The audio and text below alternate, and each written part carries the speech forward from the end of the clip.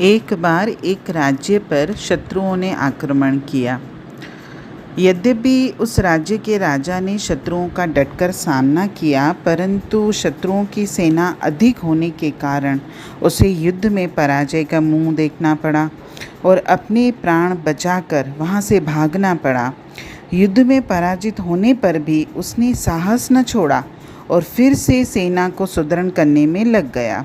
उसने हृदय में ये निश्चय कर लिया कि अपने राज्य को मैं हर हालत में विदेशियों से, शत्रुओं से मुक्त करा कर ही रहूँगा। उसने शत्रुओं पर आक्रमण किया, परंतु इस बार भी उसकी हार हुई। उसने अपने राज्य को मुक्त कराने के लिए कई प्रयास किए, परंतु हर बार असफलता ही उसके हाथ लगी। शत्रु भी अब उसके पीछे हाथ धोकर पड़े थे। शत्रुओं से बचने के लिए उसने एक गुफा में शरण ली। बार बार की पराजय से, हार से वह अत्यधिक निराश हो चुका था और अपने राज्य को मुक्त कराने की जो थोड़ी बहुत उसके अंतर में आशा थी, वो भी धूमिल हो गई थी।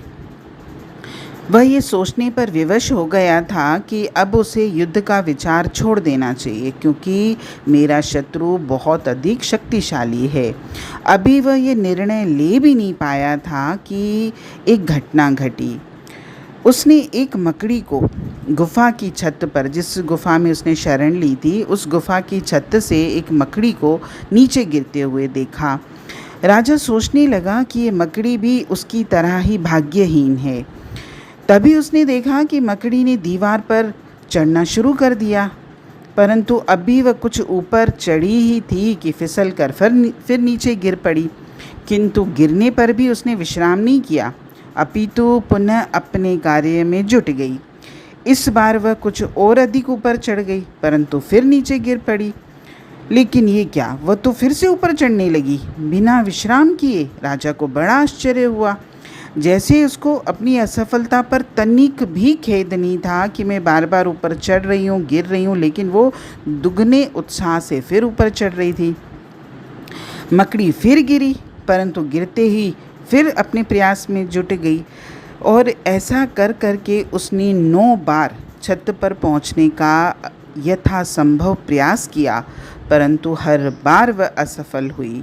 अब राजा सोचने लगा कि अब ये अपना प्रयास छोड़ देगी, क्योंकि 9 बार तो वो ऊपर चढ़ने की कोशिश उसने कर ली, लेकिन वो पहुंच नहीं पाई, तो अब तो ये अपना प्रयास छोड़ देगी।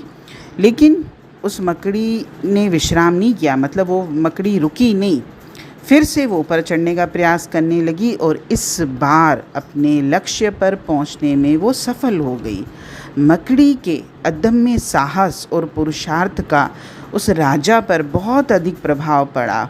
इस घटना ने उसमें नई चेतना फूंक दी और वह मन में विचार करने लगा कि जब ये नन्हा सा जीव भी असफलताओं से नहीं घबराता, तो मुझ जैसा मनुष्य, शक्तिशाली व्यक्ति यदि असफलताओं से घबराकर पग पीछे हटाए तो कितनी लज्जा की बात है।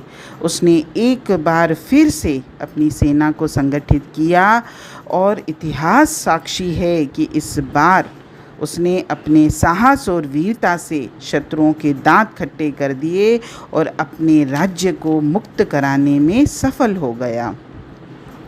ये छोटी सी कहानी हमको ये शिक्षा देती है कि हमें जीवन में कभी भी असफलताओं से घबराना नहीं है।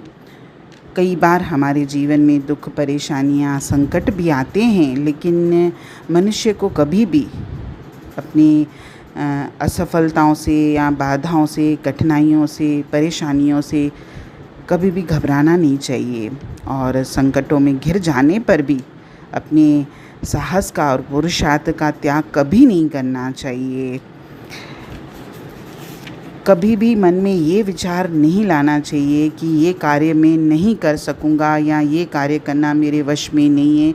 ये बात कभी भी अपने मन में नहीं लाना चाहिए और ये शब्द हमेशा याद रखिए।